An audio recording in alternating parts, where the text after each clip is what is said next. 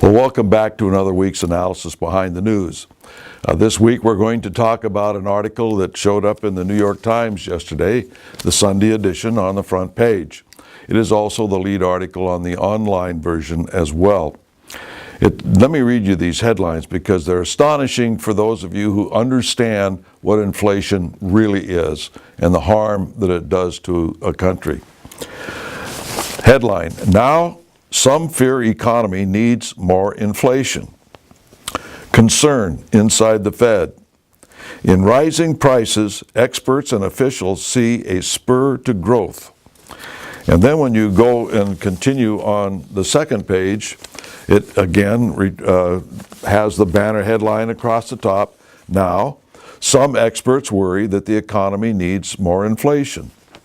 Subtitle: Some warn that the Fed could lose control of prices as the economy recovers. Now, whoever gave the government the right to control prices? The Constitution doesn't give that right to government, nor does it give the right to government to pass off that so-called responsibility to a private bank, which is the Federal Reserve. They're worried about losing control over prices. It's none of their business. Prices are between the consumer and the supplier in a free enterprise situation. The caption showing Ben Bernanke sitting at his desk.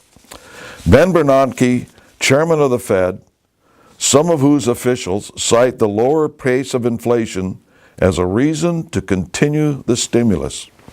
Now, I don't know if you've read a dictionary lately or not relative to what inflation is, but this is a dictionary from the 1930s. And the definition of inflation there reads this way. Inflation: 1. Swelling with air, gas, pride, etc. Sounds like a politician, but at any rate, the second one is a swollen state, too great an expansion. And finally, this is very interesting, the third definition is the increase of the currency of a country by issuing too much paper money. Now, the reason I say this is interesting is this is the third definition. You go to dictionaries today, what's the first definition? It's the one concerning prices, money, etc.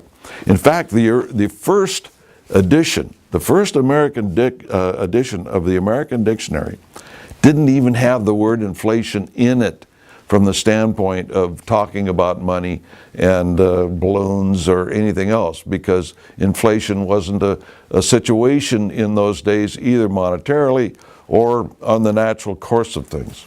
Now that's the 1930s. Okay, this is the dictionary I used when I went to school, and this is from, well, I won't tell you.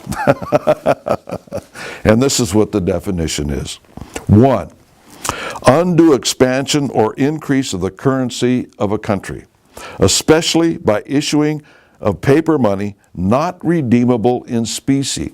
In other words, you can't take that paper to the bank or wherever and redeem it in gold and silver. So let me read that again in that light. 1. Undue expansion or increase of the currency of a country, especially by issuing of paper money not redeemable in specie. 2. A substantial rise of prices caused by an undue expansion of paper money or bank credit.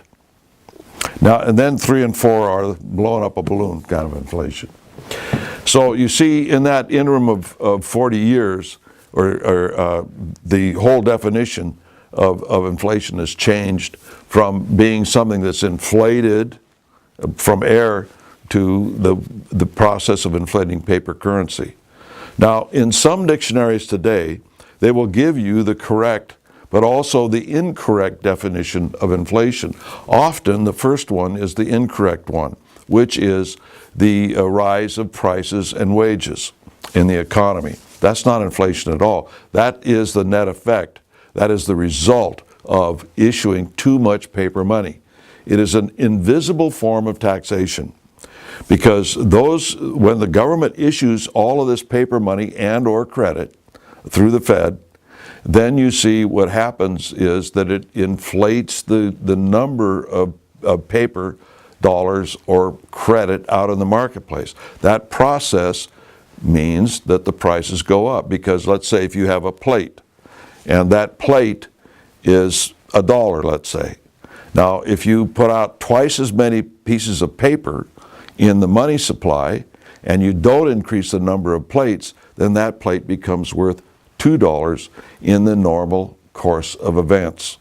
Now, the people who are closest to the government benefit from these things, but particularly the government itself, because the government, through the Fed, will issue this new money and have the full benefit of its worth in relationship to all the other money that's out there.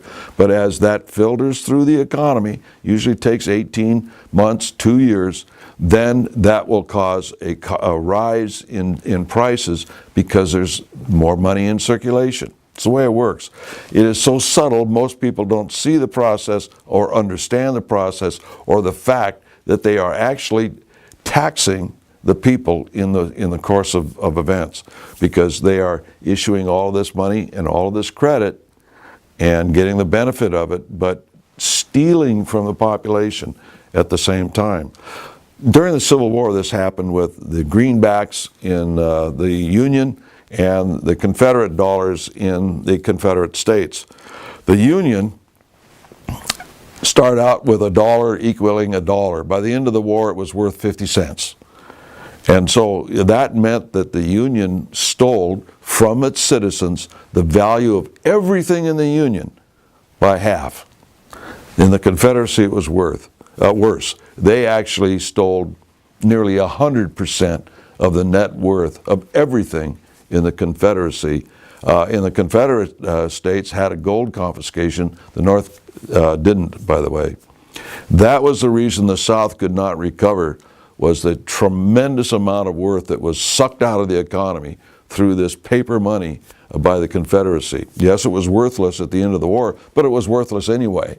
The Confederacy could have won the war, and it was still only worth a penny on the dollar at the end of the war, then worthless after Appomattox. But let me read you a couple of other things in this article. One thing, it says, the Fed has worked for decades to suppress inflation, but economists, including Janet Yellen, President Obama's nominee to lead the Fed starting next year, have long argued that a little inflation is particularly valuable when the economy is weak. By the way, Mrs. Yellen is a member of the Council on Foreign Relations. That should not come as any surprise. Critics, including Professor Rogoff, say the Fed is being too weak. He says that inflation should be pushed as high as 6% a year for a few years, a rate not seen since the early 1980s. That's when it got up to not just 6%, but as much as 20%. Everybody says that inflation is low, but if you look at the figures, it doesn't quite come out that way. Now, 6% is being advocated. The claim is that it's less than 2%. Well, under these years of 2 to 3%, we have seen 70% inflation and more in 10 years, and it would be 70% if it was 6%. Milk, for instance, in 2003 to 2013 has gone up 136%. Bread has gone up 36%. Gas has gone up 227%.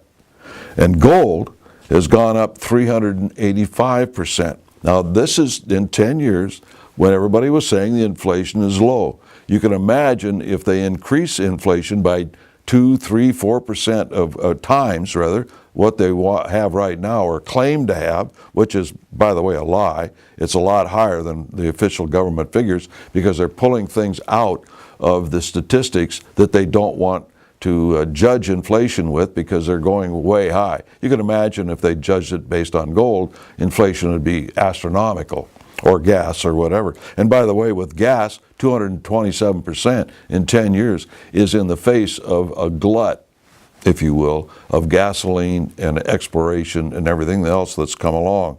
So you can imagine that we could have a tremendous amount, maybe 200 to 300% inflation over the next 10 years if we go to an official 6% figure.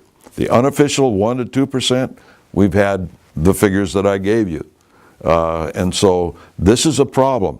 With inflation, people don't understand what it is. And so they listen and read, are extolled to promote things like more inflation from the Fed. It's very harmful to the economy. It will ruin our economy. It already is. We have a glut of paper and credit hitting the banks. It takes a little while for that to permeate down. We're starting to see the results of that across the board. If they start doing it more and more, and that's really what it means. By advocating more inflation, what they really mean is we want to print more money. And it'll make what you have in your pocket, in your savings account, in your investments, worth less over a period of time due to inflation. Until next week, we'll see you then.